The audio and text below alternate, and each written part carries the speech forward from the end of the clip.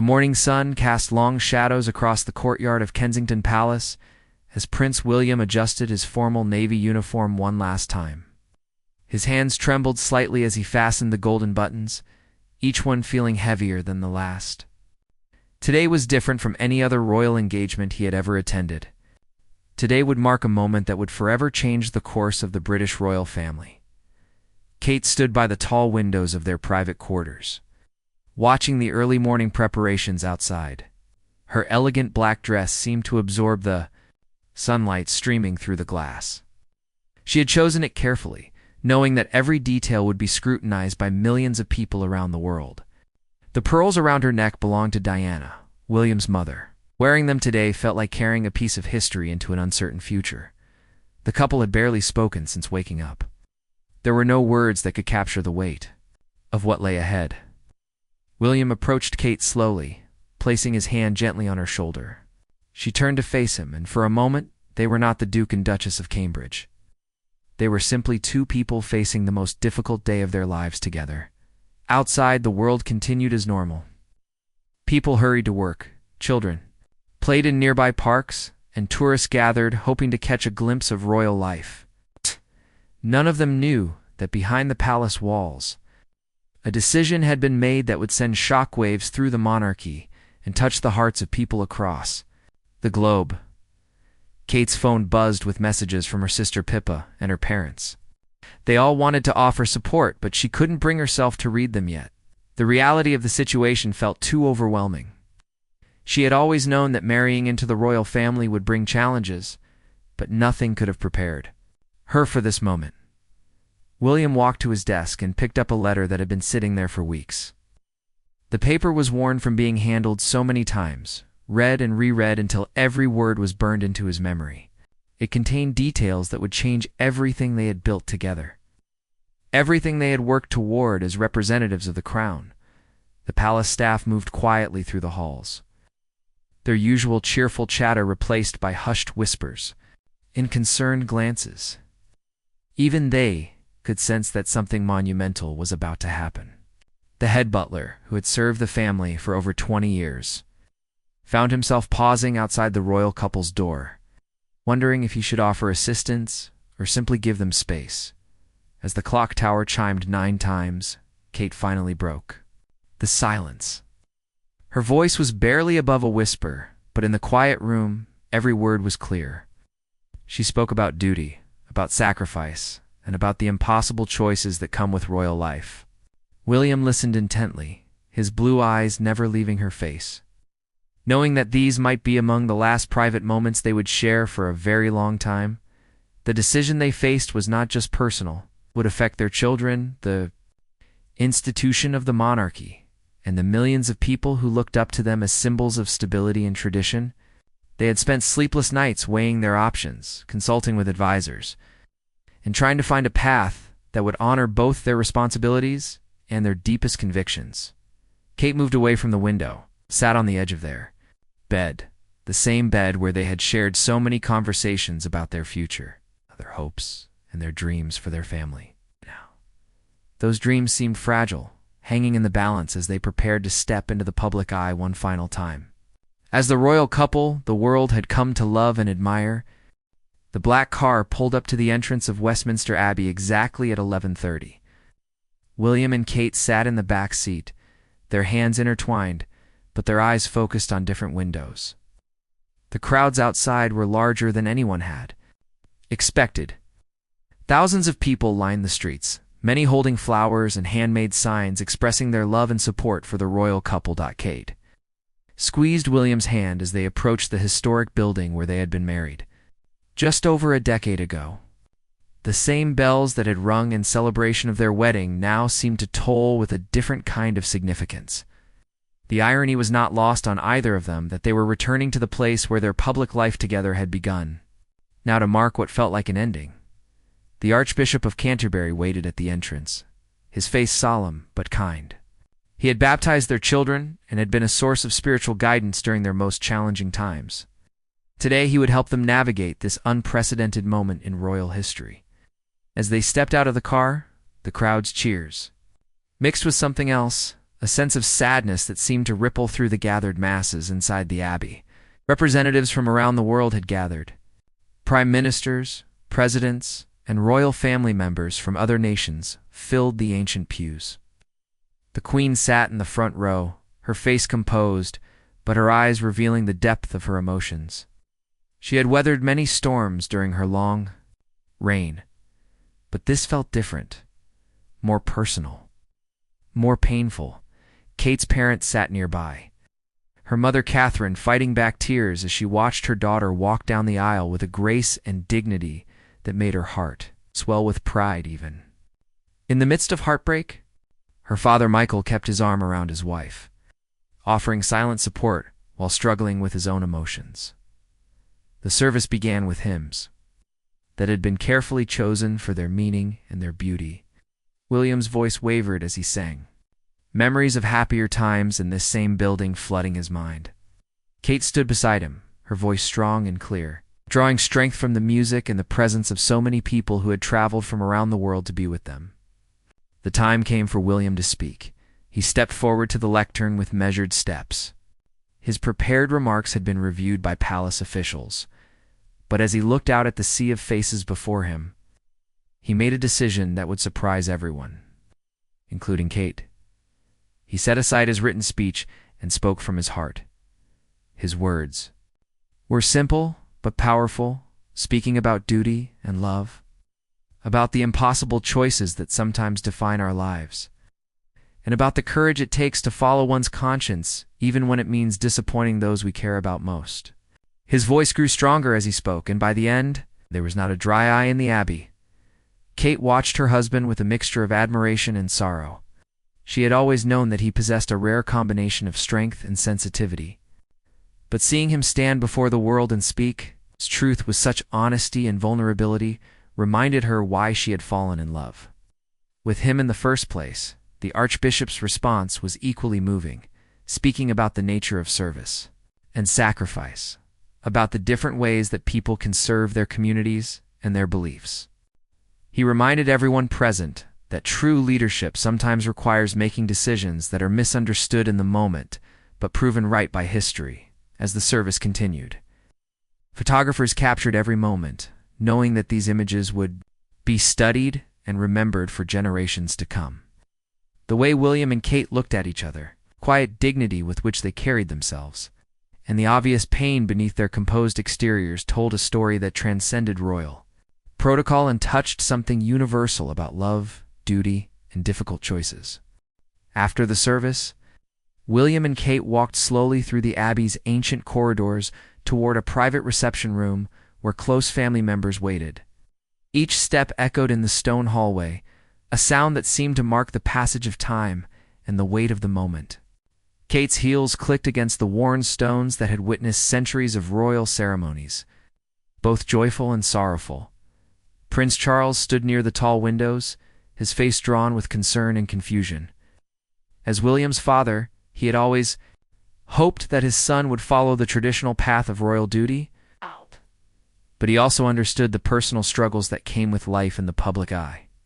His own experiences with difficult choices and public scrutiny had taught him that sometimes there are no easy answers when personal happiness conflicts with royal expectations. Harry arrived from California that morning, his face showing the exhaustion of the long flight and the emotional weight of the situation. Despite the distance that had grown between the brothers in recent years, he knew that William needed family support during this challenging time. They embraced briefly, a moment that photographers were not allowed to capture, but that spoke volumes about the bonds that can survive even the deepest disagreements. The Queen approached William and Kate with slow, measured steps. At her age, every public appearance required careful consideration, but she knew that her presence today was essential. She had ruled for over 70 years through wars, scandals, and social changes that had transformed Britain beyond recognition. Now, she faced a situation that challenged the very foundations of the institution she had devoted her life to protecting. Kate's conversation with the Queen was private and brief, but those who witnessed it said later that it was one of the most emotionally charged moments of the entire day. The older woman placed her hands on Kate's shoulders and spoke quietly, her words audible only to the Duchess. Kate nodded several times, tears finally flowing freely down her cheeks for the first time that day. Meanwhile, outside the Abbey, the crowd had grown even larger. News of the morning's events had spread across social media, and people from all walks of life had rushed to show their support for the royal couple. Many held signs expressing their love and understanding, while others simply stood in silent solidarity, wanting to be present during what they sensed was a historic moment. Television crews from around the world provided live coverage, with royal correspondents struggling to find the right words to describe what they were witnessing. The usual pageantry and celebration associated with royal events had been replaced by something much more complex and emotionally raw. Commentators spoke in hushed tones about the courage required to make such a public declaration of personal conviction inside the reception room. William's military colleagues, from his time as a helicopter pilot, had gathered to offer their support. These men and women had served alongside him during some of the most dangerous and meaningful moments of his life, and their presence reminded him that duty and honor could take many different forms. Their understanding of sacrifice and difficult decisions provided a different perspective on the choices he and Kate were making. Kate's closest friends from university had also made the journey to London. These women had known her before she became a royal, when she was simply Catherine Middleton, a student with dreams and ambitions that seemed far removed from palace life. Their presence grounded her, reminding her of the person she had been before titles and protocol became part of her daily existence. The emotional strain of the day began to show as William and Kate moved through the room, speaking briefly with each group of supporters. Her usual easy charm and natural warmth were still evident, but underneath lay a sadness that was impossible to hide. Every conversation seemed to carry extra weight. Every goodbye felt more final than usual. As the afternoon wore on, palace officials quietly coordinated the logistics for what would come next. Press releases had been prepared, travel arrangements confirmed, and security details finalized. The machinery of royal life continued to function, even as the very nature of that life was being fundamentally challenged by the decisions being made in the private reception room. The private car that would take William and Kate to their final public appearance, as working royals waited outside a side entrance of the palace. Unlike their usual convoy with motorcycle escorts and security vehicles, this journey would be quiet and understated. The couple had specifically requested a simple departure, wanting their last official act to reflect the dignity and grace they had tried to bring to royal life throughout their years of service. Kate carried a small bouquet of white roses, flowers that had been grown in the gardens of Kensington Palace. She had picked them herself that morning, wanting to hold something beautiful and meaningful during what she knew would be one of the most difficult afternoons of her life. The roses reminded her of the private moments of joy she and William had found amid the constant public scrutiny of royal life. Their destination was a children's hospital where they had been patrons for several years. The decision to end their royal duties with a visit to sick children was deliberate and heartfelt. Throughout their time as working royals, some of their most meaningful moments had come during visits to hospitals, schools, and community centers where they could directly impact the lives of people who needed support and encouragement. The hospital staff had been preparing for weeks, not knowing that this visit would be their final one as official representatives of the royal family. The children's excitement was palpable as nurses and doctors made last-minute preparations, ensuring that everything would be perfect for the royal couple's arrival. Many of the young patients had been looking forward to this visit for months. Their genuine enthusiasm provided a bittersweet backdrop to William and Kate's private grief as their car pulled up to the hospital entrance. A small crowd of medical staff and families had gathered outside. Unlike the massive crowds that usually accompanied royal visits, this group was intimate and personal. These were people whose lives had been directly touched by William and Kate's charitable work, and their presence felt more like a family gathering than a formal royal engagement. Dr. Sarah Mitchell, the hospital's chief pediatrician, greeted them at the entrance. She had worked with the royal couple on numerous occasions and had developed a genuine friendship with both William and Kate. As she shook their hands, she noticed the extra warmth in their embraces and the way they seemed to be savoring every moment of the interaction. Something in their manner suggested that this visit carried special significance. Inside the hospital, William and Kate moved through the pediatric ward with their usual ease and natural affection for the children they met. A 7-year-old girl named Emma, who was recovering from heart surgery, presented Kate with a drawing she had made showing the royal couple as superheroes flying over London. Kate knelt beside Emma's bed, studying the drawing carefully and asking detailed questions about each colorful detail. William spent extra time with a teenage boy named James, who was battling leukemia. The young man was a passionate football fan.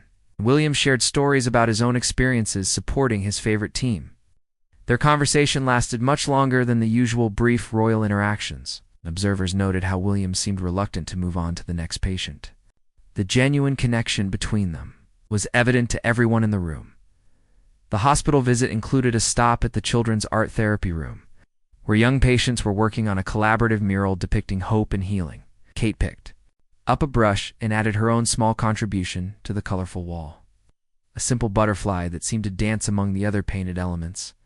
The symbolism was not lost on the watching staff, who understood that butterflies represented transformation and new beginnings. During their final stop at the hospital's family support center, William and Kate met with parents whose children were facing long-term medical challenges. These conversations were deeply personal and emotional, with several parents breaking down as they shared their stories. The royal couple listened with complete attention, offering comfort and understanding, drawn from their own experiences as parents who worried about their children's safety and happiness. As they prepared to leave the hospital, the staff lined the corridors to say goodbye. What should have been a routine farewell felt charged with emotion that no one fully understood. Kate hugged Dr. Mitchell longer than usual, whispering something in her ear that brought tears to the physician's eyes. William shook hands with each staff member personally, taking time to thank them for their dedication and service to the children and families who needed their care. The final image of their hospital visit showed William and Kate walking hand in hand toward their waiting car, surrounded by the genuine affection of people whose lives they had touched through years of committed service. Behind them, children pressed their faces against hospital windows, waving goodbye to the royal couple, who had brought so much joy and hope into their difficult circumstances. The evening light filtered through the windows of Kensington Palace as William and Kate returned to their private apartments for what would be their final night as working members of the royal family. The familiar corridors that had been there, home for so many years now, felt different, as if the walls themselves understood the significance of what was happening. Every piece of furniture, every photograph, every small personal item seemed to hold extra meaning. Kate moved slowly through their children's bedrooms, straightening books on shelves and adjusting favorite stuffed animals on beds. Prince George's room still showed signs of his latest obsession with aviation. Model airplanes carefully arranged on his desk, next to homework that would never be completed in this house. Princess Charlotte's ballet shoes sat by her closet, a reminder of the dance lessons she loved and the normal childhood activities that had always been scheduled around royal duties. Prince Louis's room was filled with the cheerful chaos of a young child, toys scattered across the floor and drawings taped to the walls. Kate picked up a crayon drawing he had made of their family, 4 stick figures holding hands under a bright yellow sun. The simple innocence of the artwork brought fresh tears to her eyes as she realized how much their children's lives would change in the coming weeks. William stood in his study, looking at the photographs that covered his desk and lined the bookshelves. Images from royal tours, charity events, and private family moments told the story of their life together as working royals. A picture from their wedding day sat next to one from a recent visit to homeless shelter, showing the range of experiences that had defined their public service. The couple's personal staff moved quietly through the apartments, beginning the delicate process of packing belongings that would accompany them to their new life. Each item required careful consideration: what belonged to the royal family and what was truly personal, what could be taken and what must be left behind as part of the institutional legacy they were stepping away from. Maria, Kate's longtime personal assistant, worked alongside her employer to sort through years of correspondence from well-wishers around the world. Letters from children, cards from elderly admirers, and official documents from their various charitable patronages filled several large boxes. Each piece of mail represented a connection to the public that William and Kate were reluctantly severing. Outside, the palace news crews maintained their vigil, waiting for any sign of movement or official announcement. The story had captured the attention of people around the world, and social media platforms buzzed with speculation, support, and occasional criticism. The hashtag supporting the royal couple trended globally as millions of people shared their own stories of difficult life decisions and the courage required to follow one's conscience. Inside their private sitting room, William and Kate sat together on the sofa, where they had spent countless evenings reviewing their schedules, discussing their children's progress in school, and planning their approach to various charitable initiatives. Tonight, their conversation focused on practical matters, logistics, timelines, and the careful coordination required to minimize disruption to the organizations and people who depended on their support. The Queen's private secretary arrived for a final meeting, carrying documents that would need to be signed and arrangements that required approval. The conversation was formal, but tinged with genuine sadness on all sides. These palace officials had worked closely with William and Kate for over a decade, developing professional relationships that had grown into personal friendships. Their departure would leave a void that would be difficult to fill. Kate's mother called from Berkshire, her voice shaky with emotion as she offered support and understanding. The conversation was brief but meaningful, with Catherine Middleton expressing pride in her daughter's strength and dignity throughout this difficult period. She promised that the family's country home would always be available as a refuge when the pressures of the transition became overwhelming. As midnight approached, William walked to the window that overlooked the palace gardens where he and Kate had hosted garden parties, charity events, and informal gatherings for thousands of people over the years. The grounds were quiet now, but he could almost hear the echoes of laughter, conversation, and music that had filled these spaces during happier times. Tomorrow, other royals would take over these responsibilities. But tonight, the silence felt profound. Kate joined him at the window, and together they watched the lights of London twinkling in the distance, the city that had been the backdrop. For their entire adult lives together, stretched out before them, full of memories and possibilities, they stood in comfortable silence, each lost in their own thoughts about the past they were leaving behind and the uncertain future that awaited them beyond the palace walls. The morning sun rose over London as William and Kate made their final preparations to leave Kensington Palace. Their children had already been quietly moved to their new temporary home the night before, sparing them the emotional difficulty of a public departure. The decision to shield George, Charlotte, and Louis from the media attention was one of many ways the couple tried to protect their family during this unprecedented transition. The official announcement had been released at dawn, carefully worded, to explain their decision while expressing gratitude for the support they had received throughout their years of royal service. The statement spoke of personal convictions, the need to live authentically, and their continued love for the British people. Even as they stepped away from their official roles within the monarchy, Kate wore a simple navy coat, the same one she had worn during her first official engagement as William's fiancée over a decade earlier. The choice was deliberate, a quiet acknowledgement of the journey that had brought them to this moment. Her grandmother's pearl earrings caught the morning light as she took one final look around their private quarters, memorizing details she knew she would want to remember in the years to come. William carried a single leather bag containing personal items that could not be replaced, letters from his mother Diana, photographs from their early courtship, and small mementos from their children's earliest years.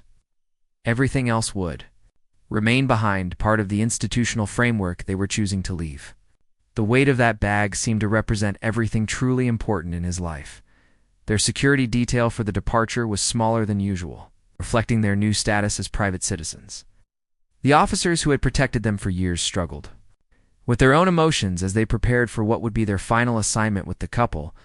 These men and women had become like family, sharing birthdays, holidays, and countless private moments that the public never saw.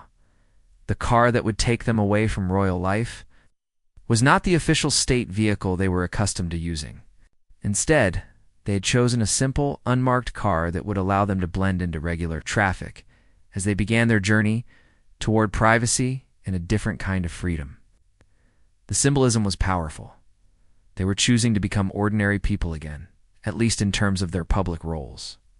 Outside the palace gates, hundreds of people had gathered despite the early hour. Many held flowers, signs, and banners expressing their support and understanding.